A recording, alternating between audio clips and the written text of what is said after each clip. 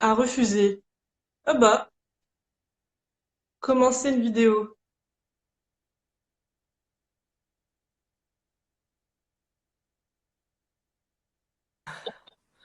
You! Cool! Ouh. Ça, Ah, ça hache un peu, moi.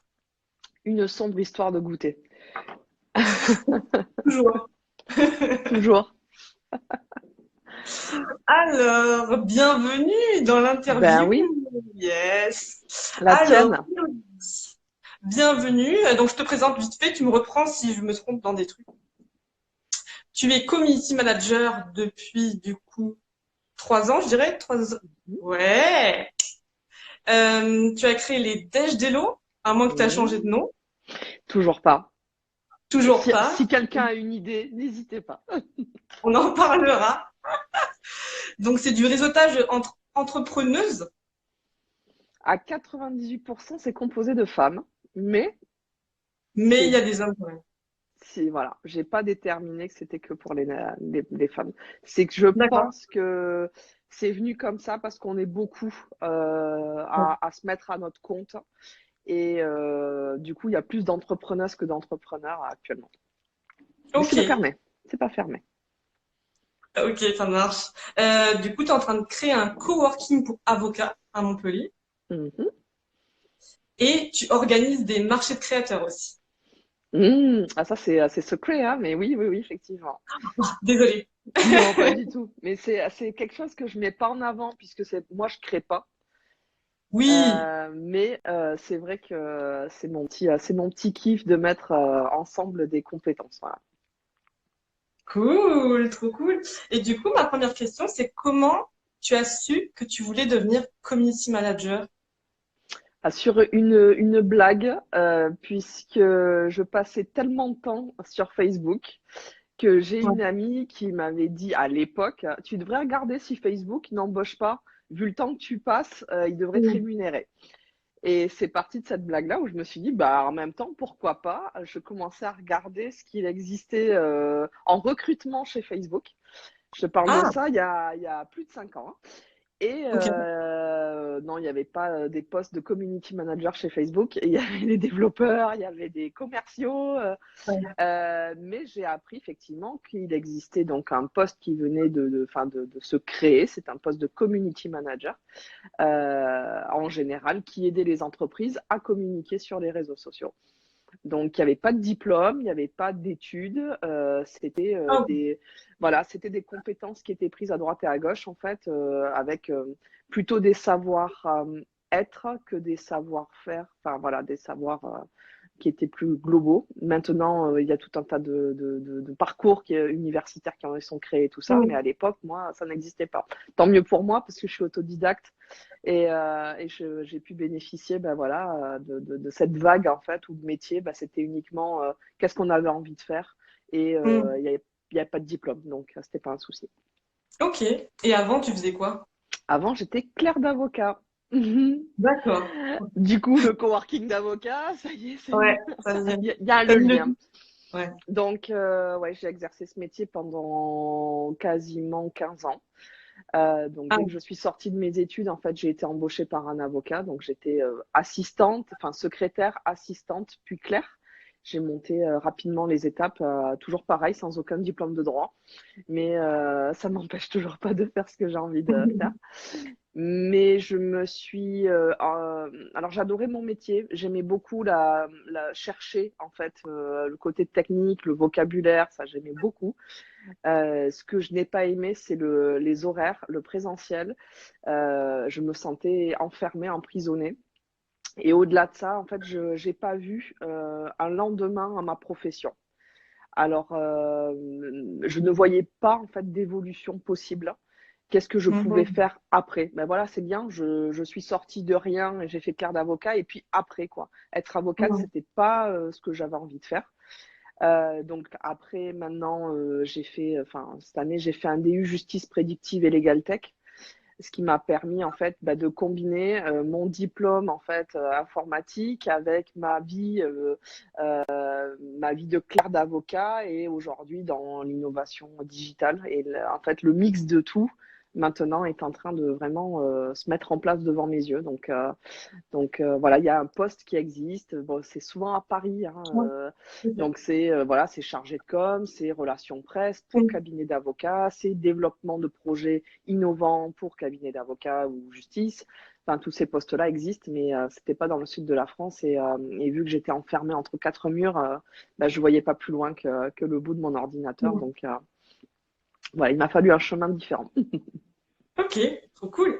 Et du coup, dans ton métier de community manager, c'était quoi ta spécialité? Est-ce que tu préfères quelque chose? Alors moi, ce que je préfère, c'est Instagram. C'est Ok. pas forcément ce qui est le plus rentable. Je m'entends par là que si toi tu me demandes de développer ta plateforme en ligne, je vais te proposer tout de suite d'aller sur Facebook, tout de suite d'aller sur LinkedIn, parce que c'est là où il Ah y a bon. le plus de personnes et où il y a le plus d'interactions. Ok. Voilà, donc, mais après, je vais quand même te dire, on va développer sur Instagram parce qu'à un moment donné, bah, ta clientèle et la clientèle de tes clients sont dessus. Mais ça va pas être une Mm. priorité en fait. Donc, c'est mon réseau préféré, c'est Insta. Mais je l'utilise au final très peu pour mes clients. Et c'est pour ça que là, j'ai décidé de l'utiliser pour mes interviews. C'était de dire, bon, allez, allez on bascule un petit peu, venez, Mm. venez avec nous. Voilà. C'est une question de cible, c'est une question de temps, c'est une question voilà, de Ouais, technologie, voilà, c'est tout ça. Mais ma mais spécialité, on va dire, c'est les réseaux sociaux en général. ok. Mais du coup, tu dis que sur Facebook, il y a plus d'interactions que sur Instagram? Ouais. Ah C'est-à-dire que bon, j'ai pas l'impression. si tu publies en fait la même chose, Mhm. tu vas avoir beaucoup plus de réponses et d'interactions en fait sur Facebook. Ok, d'accord. Mm. Je Voilà. ferai le test. Alors tu peux même faire le test encore plus loin, c'est-à-dire les stories. Ta story, tu la mets sur les deux, sur Facebook Ah, et Instagram, et tu ouais. verras. Et moi, je pensais que personne n'utilisait les stories Facebook, hein. Eh bien si. Maintenant, ouais. Mais c'est tout. Donc voilà, on peut se tromper. Et en même temps, je suis mon premier test, hein, c'est-à-dire que je teste des Ouais. choses et après je vois si ça a marché, si ça, voilà, si ça fonctionne ou pas. Et pourquoi tu préfères Instagram, du coup? J'aime beaucoup l'image, hein. Moi, je suis dans mon parcours, j'ai aussi fait photographie et j'aime beaucoup Mhm. enfin, je trouve qu'une image en dit plus que mille mots. Et Ouais. voilà, c'est un réseau qui me parle. J'aime beaucoup les formats des stories. Je trouve qu'on peut y faire passer beaucoup de choses, justement Mhm. complètement différentes du feed. Ouais. Les comptes que j'aime suivre, c'est justement ça, c'est la distinction entre ce que le côté peut-être informatif et en story le côté très humour, très coulisses qui disparaissent en 24 heures en fait. D'accord, ça veut dire que dans le feed, on va pas mettre d'humour ou de choses plus éphémères. Ça dépend de ta ligne éditoriale, Ah ce oui, que ça tu dépend as de plein de choses. décidé. C'est ça. Mais enfin, moi, vu que souvent je travaille pour des consultants ou des professions Ah, libérales ou quoi, le côté funny, souvent je leur propose de le faire oui. justement dans les côtés éphémères des stories, de nous montrer voilà leur vie, leur délire, le resto où ils sont. Voilà, ça c'est Mhm. possible en story, alors que dans le feed, voilà, là ça grincerait un peu plus, sauf Ouais. si c'est leur spécialité, quoi. Ouais, ça va pas trop avec l'image que peut-être qu'ils ont envie de donner. Ben, chaque avocat a sa spécialité, même s'il y en a plein qui se disent généralistes. Mais moi, ce que j'aime bien, c'est mettre en avant l'expertise et Mhm. en story, en fait, l'humain. Et en fait, vu que les stories sont plus regardées que les fils, bah, du coup, voilà, on s'approche plus de la personne par ce biais de petites vidéos, de petits posts un peu humoristiques qu'on pourrait pas réellement se permettre de laisser, en fait. Ouais. Du coup, dans tes clients, tu as que des avocats ou? Non, j'ai autant d'avocats que pas d'avocats. C'est très marrant D'accord. parce que je me suis souvent affichée comme étant consultante Mhm. en com pour cabinet d'avocats et je me suis retrouvée avec des créateurs, là j'ai une architecte, enfin voilà, d'autres professions mais qui aiment bien chez moi en fait le côté carré, cadré, voilà, enfin, peut-être de confiance par rapport à toute cette manne de freelance où on ne sait pas trop, voilà, comment on peut travailler ou Mm. quoi. Moi, c'est vrai que j'ai mon passé qui me permet, mon passif qui permet souvent de dire, bah ouais, elle est droite. C'est le cas de le dire. Et coucou Jannick, en passant. Mais c'est vrai que quand on connaît pas de community manager dans son entourage, comment on peut choisir en fait si on a besoin de ce service-là? Imagine qu'il y ait quelqu'un qui te connaisse pas toi et qui connaisse personne d'autre, commence à faire des recherches. Sur quoi il doit se baser? Comment on trouve un community manager? Alors Ouais. souvent, quand je suis taguée, quand quelqu'un demande, en fait, je cherche pour les réseaux sociaux, je cherche à être formée ou quoi, et en dessous, c'est les personnes qui vont me recommander. Donc la plupart du temps, c'est comme ça que je trouve mes jobs. Euh, je pense qu'après, c'est la personnalité. Il faut dire ce qui est. Je pense bah, c'est un peu comme un développeur. Qu'est-ce qui fait qu'on choisit telle ou telle personne? Ça va être soit déjà par son travail, enfin le bouche à Mm. oreille, mais après, ça va être est-ce que ça match ou pas en fonction voilà, de l'affinité qu'on a. Mais oui, c'est vrai Effectivement. qu'un développeur, s'il fait des sites internet, évidemment, on va lui demander ben, du coup quel site internet il a fait et on va aller voir si ça rend bien, si ça fonctionne bien. Et oui, alors que moi-même, quand je montre quelque chose, ça va jamais être pour le même client. Si je travaille pour Ouais. un fournisseur, j'ai eu travaillé pour un fournisseur de perles, je vais dire, mais moi, les photos, c'est pas moi qui les ai prises.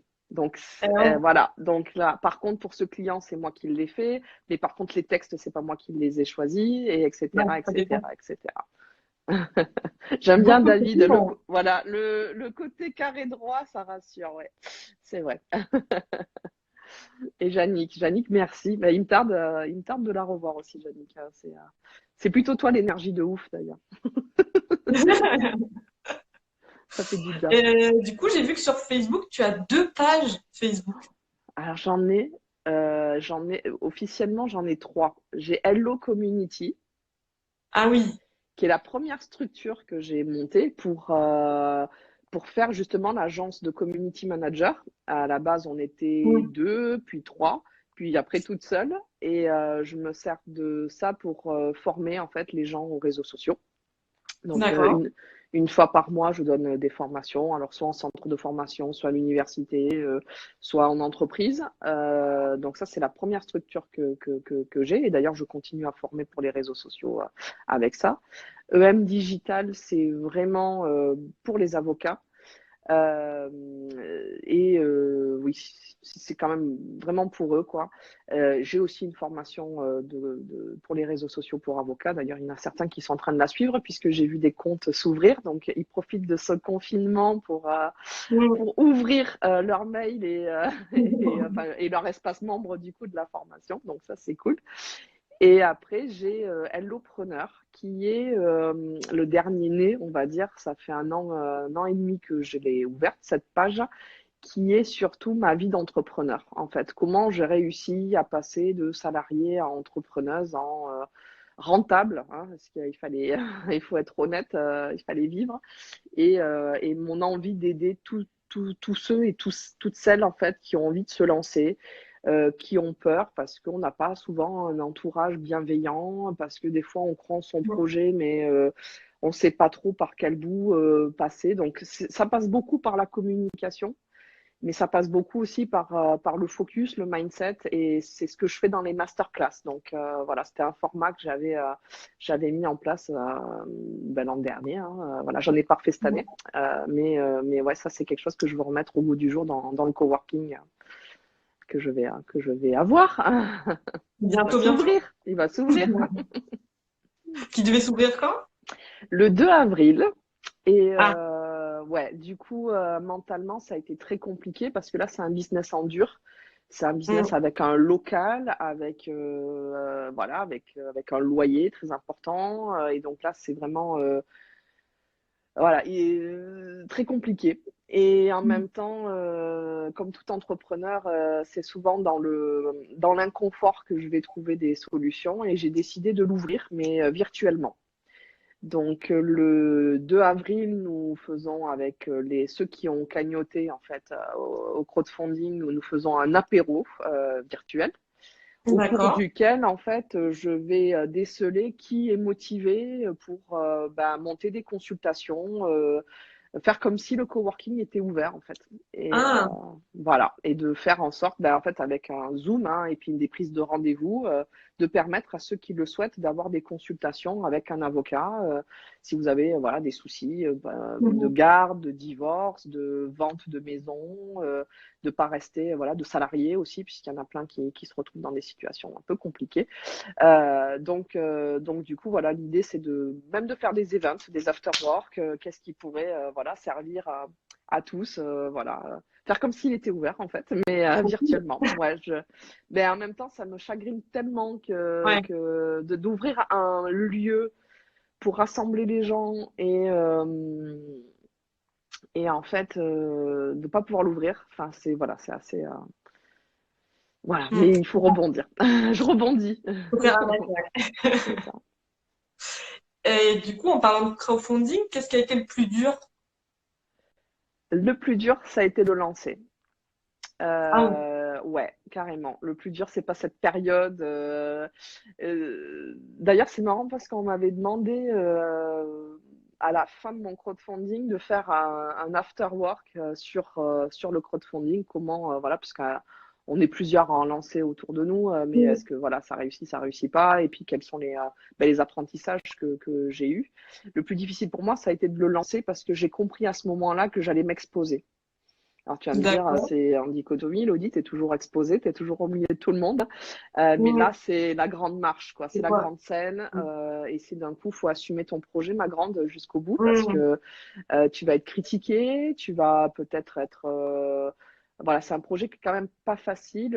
Voilà, j'ai quand même l'ordre des avocats, j'ai quand même... Enfin, il y a tout un tas d'étapes qui sont quand même plus difficiles qu'un coworking basique. Et Mm. souvent, j'en discute. Hein, c'est pas prendre un appartement et mettre 3 chaises Ikea là.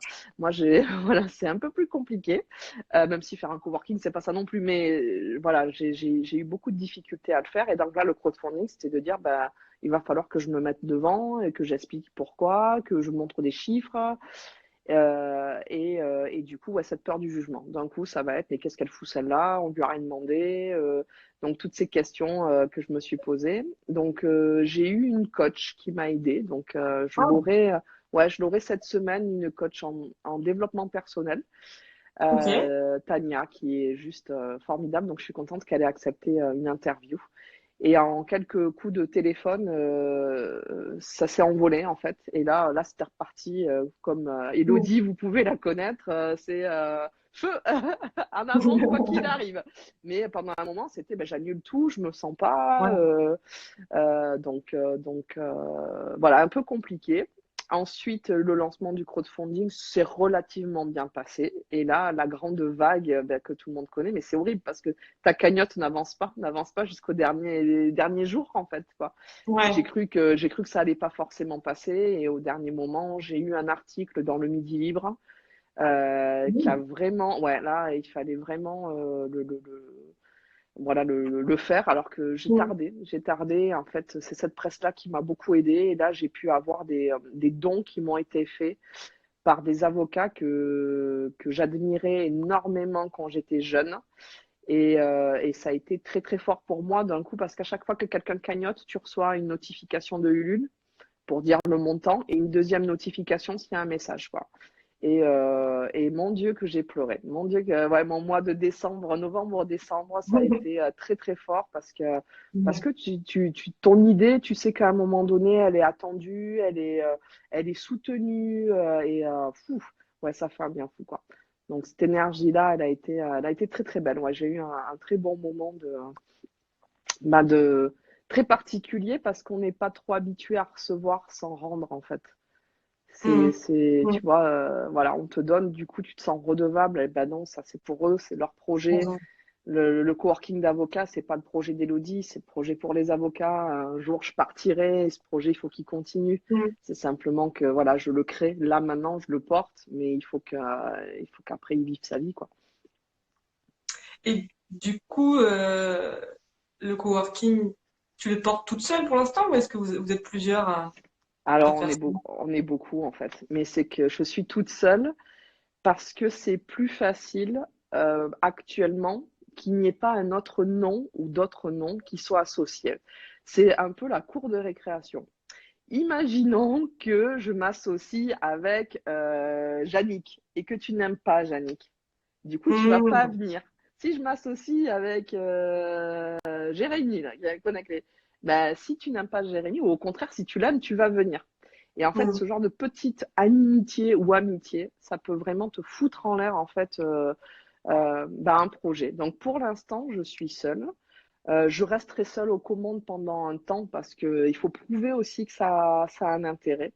Mais j'ai des personnes derrière, je suis soutenue et un jour, je vous raconterai le montage de ce coworking, ce qui est surréaliste et j'ai beaucoup de chance. J'ai une étoile, mais c'est même plus une étoile, c'est une planète, un écosystème galactique avec moi. Pour que ce projet il soit mené, c'est dingue. Et c'est là où tu te dis, il est destiné à exister ce projet parce que Hmm. c'est pas possible. Moi, j'aide les entrepreneurs à monter des structures. Si sincèrement tu arrives avec moi en m'expliquant la même chose, je te dirais, Maëva, arrête. Arrête, tu vas droit dans le mur. C'est la faillite financière là. Et pourtant, si tu as des gens qui t'aident comme ça, c'est qu'ils y voient un intérêt. Et voilà. Donc, au-delà du crowdfunding, hein, je te parle vraiment du Mhm. montage suivant. Là, pour tout te dire, j'ai toujours pas de société puisque le greffe est fermé. J'ai pas de statut, hein, tout va bien. Donc, ben, tous ces trucs-là, c'est pas normal. J'ai des Mhm. travaux, j'ai des assurances, j'ai des DF. Et qui c'est qui paye là. Voilà, c'est complètement dingue. Donc Ah logiquement, ouais. c'est dans l'ordre. Et c'est marrant parce que moi, j'ai les 11 étapes pour réussir. Et moi, je commence déjà par la fin, c'est-à-dire que j'ouvre un lieu qui n'est pas à moi. Enfin bref, voilà. Non, non, ne vous inquiétez pas, je gère. Mais c'est très marrant ouais, de voir le montage de ce projet complètement à l'envers pour des avocats. Ouais, j'avoue. La procédure Ça n'est va pas faire. du tout respectée là. Ça Ça va va faire, arriver. ça va faire. Mais la période là fait que Bon. c'est chaotique. Eh Donc, oui. c'est pas du tout voilà, étonnant. Et voilà. Mais Mhm. logiquement, je suis quand même beaucoup plus carré. Hein. Je fais pas ça. Et le crowdfunding, c'est toi qui l'as fait toute seule ou est-ce que tu as été Ouais. aidée aussi? Parce que je crois qu'il y a Non. beaucoup de boulot à faire. Ouais. Ouais. Et il y en a beaucoup. Et en même temps, ce qui va te prendre le plus de temps, c'est le relationnel, en fait. Ok. Voilà, donc moi je suis passée par Ulule, c'est une super plateforme vraiment, que je recommande à chaque fois. Ensuite, j'ai eu la chance d'accueillir une stagiaire, que d'ailleurs je lui passe le coucou. Mhm. J'ai eu Marion, qui est une stagiaire graphiste, hein, et pour moi, ça a été mais le bonheur absolu. Ouais. Au final, plus qu'une community manager ce jour-là. Ouais. Et donc, on a fait les visuels, elle m'a fait un plan, elle m'a fait des petites choses. C'est ce qui a fait une belle page. Voilà, d'ailleurs, elle est Mhm. encore active, hein, ma page Ulule. Mais après, j'ai fait des publications, j'avais tout fait comme je sais faire. Hein. D'ailleurs, c'est vrai que c'est une belle étude de cas, mon Ouais. crowdfunding, parce que je m'étais arrachée. Et in fine, je me suis aperçue que ce qui faisait déclencher l'acte d'achat, c'est quand je rencontrais les gens. Donc, à Mhm. chaque fois que je me retrouvais dans un événement, je m'étais fait un t-shirt avec Ouais. un QR code ouais, qui restait dans les visuels de tout le monde. Et d'ailleurs, on me le demande, ah, j'aimerais bien avoir un t-shirt. Je dis, bah écoute, je Allez. vais te faire déambuler dans le palais de justice avec, moi, il n'y a pas de souci. Quoi. Donc, mais c'est marrant parce que le QR code, personne réellement l'a utilisé.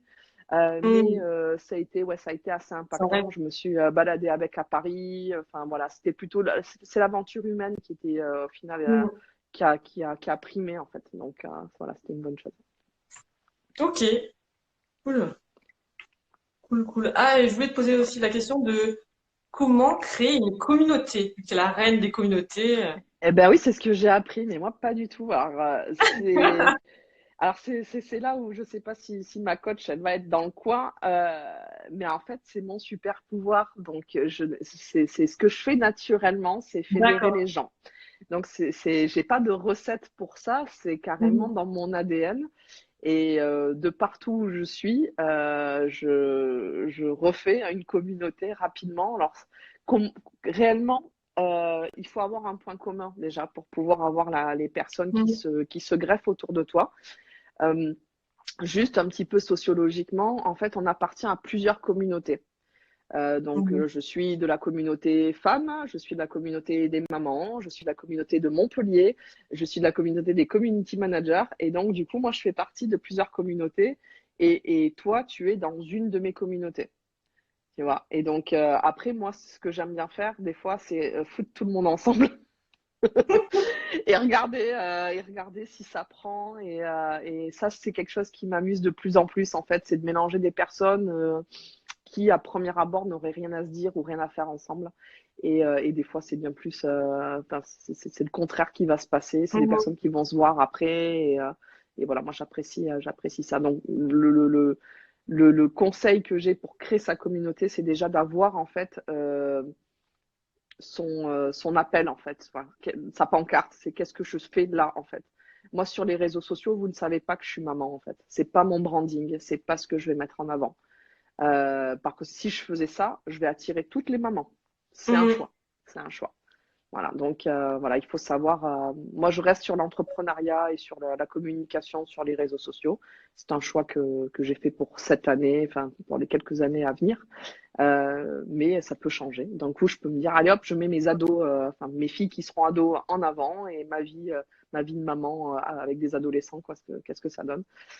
Mais là, voilà, c'est pas cette communauté-là que j'ai envie d'attirer. Justement, moi et les enfants, je n'en peux plus. Donc là, c'est pas du tout ce que j'ai envie de mettre. Et en même temps, ça m'empêche pas justement d'avoir beaucoup de personnes autour de moi qui n'ont pas d'enfants. Mhm. Et en fait, ça me fait du bien de ne pas parler de ça, en fait. Donc, j'ai eu mon temps de maman, j'ai une parenthèse. J'ai adoré tout ça, c'était très bien.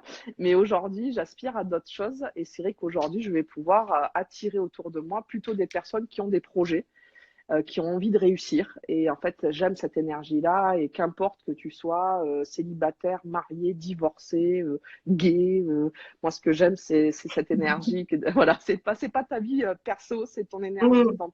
dans ton travail. Donc voilà, si c'est celle-là que je vais mettre en avant, c'est celle-là, ces personnes qui ont cette énergie-là qui vont s'accrocher. Et les déj d'Elo, c'est quoi le point commun, à ton avis? Les Dej Delo, c'est à peu près ça. Ce sont des personnes qui ont envie de faire des choses. Au tout Mhm. début, c'était pour s'amuser. On se rassemble, Mhm. on faisait un groupe. Moi, je venais de me lancer et tout ce qui se passait en réseau économique montpelliérain ne me parlait pas. On était là avec notre carte de visite. En plus, j'en avais pas au début. Euh, ton numéro, j'en ai pas. Mon iPhone, il est cassé. Enfin bref, je me lance dans le business. Voilà. Et donc, je me sentais pas réellement à ma place. Aujourd'hui, ça va beaucoup mieux et quand j'arrive dans ces réseaux, je suis OK, quoi. Enfin, il n'y a pas de souci. 3 ans après, ça me va.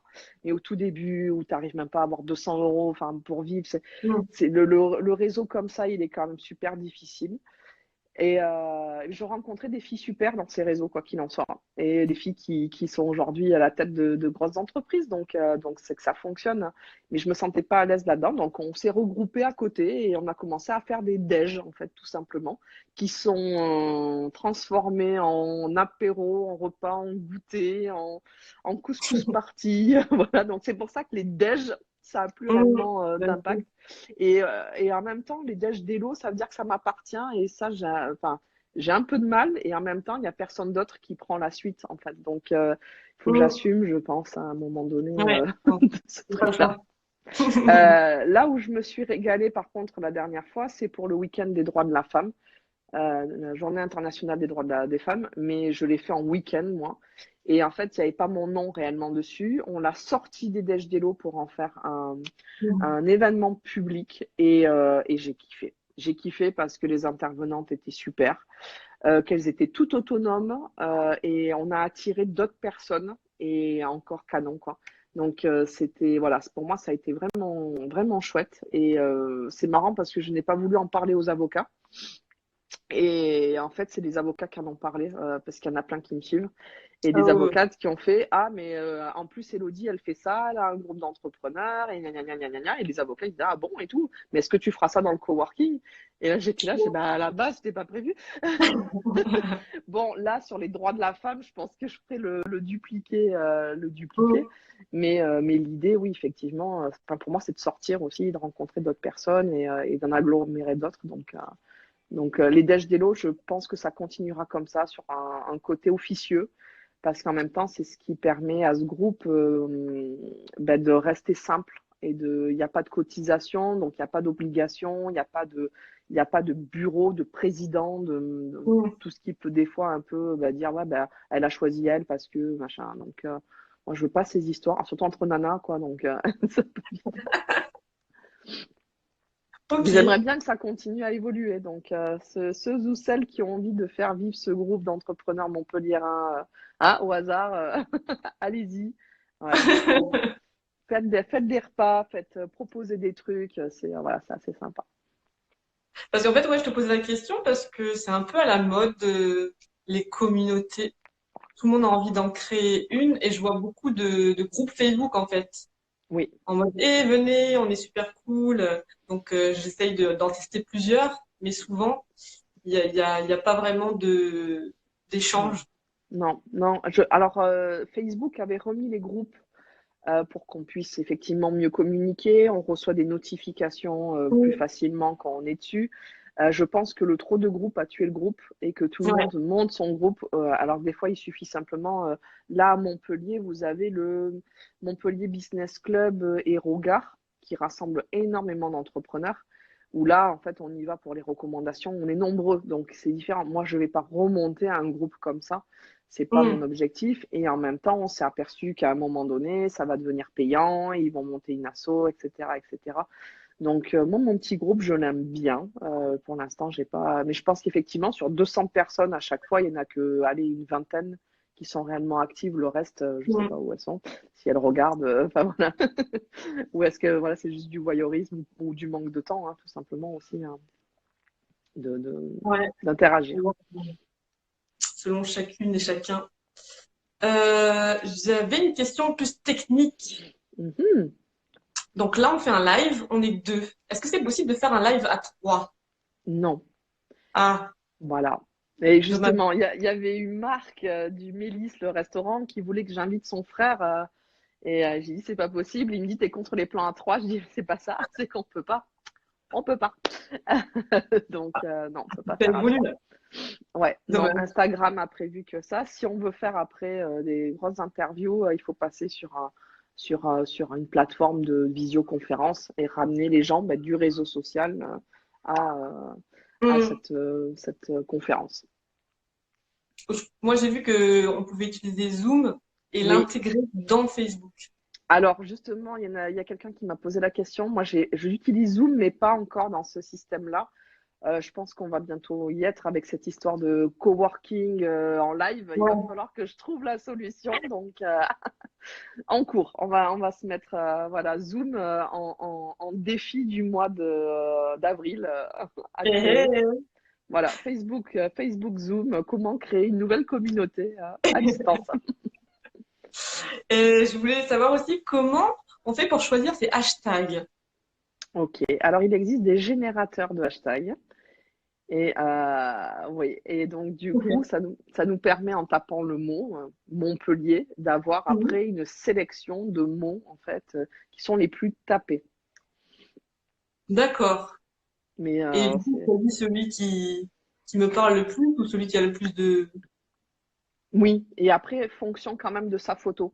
Mm. Donc il y a le mot qu'on a envie d'avoir qui se décline, et puis Mm. il y a aussi ce qu'il y a dans l'image. En fait, on essaye quand même de coller un minimum à ce qu'on publie. Ça marche encore les hashtags, oui, oui.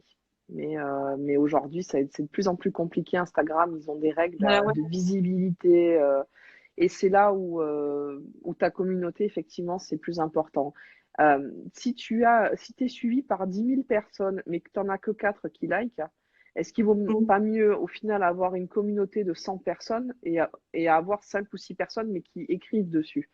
Voilà, c'est souvent ce rapport-là en fait qu'il faut, parce que chaque fois on me dit, ah mais toi, enfin t'es spécialiste des réseaux sociaux, mais t'es pas non plus, enfin t'es pas suivi non plus par 10 000 personnes. Je dis, bah non, mais le peu de personnes que j'ai me suffisent en fait à continuer mon emploi, mes missions et ma notoriété. Donc voilà. Après, ta communauté, tu peux pas la nettoyer. C'est elle qui décide. C'est les personnes qui décident de te suivre ou pas, Mm, non? c'est ça. C'est ça, mais après, bon, tu peux les bloquer ou tu peux Ah, tu peux les enlever. Mais bon, le but du jeu, c'est quand même de laisser. Enfin, si tu mets ton compte en public, c'est de laisser aussi bah, les hmm. gens venir comme ça. Ok.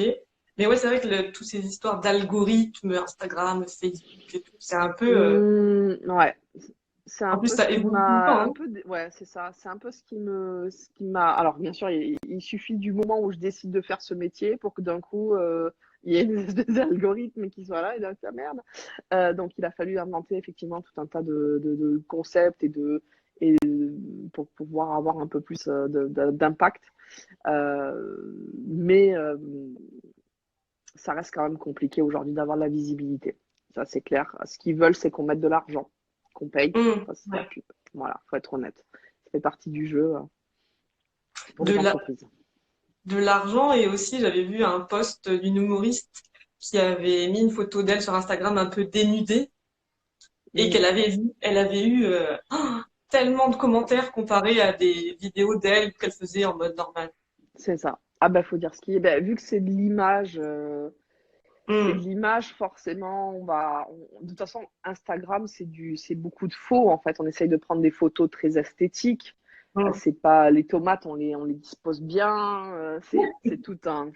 Hein, voilà, on prend pas une photo comme ça à l'arrache. Donc, c'est un peu le monde du faux. Hein. Donc, c'est voilà, c'est romancé. Ouais, c'est pas la vraie vie. Bon, pour l'instant, c'est un peu notre vie quotidienne, hein, mais Ouais.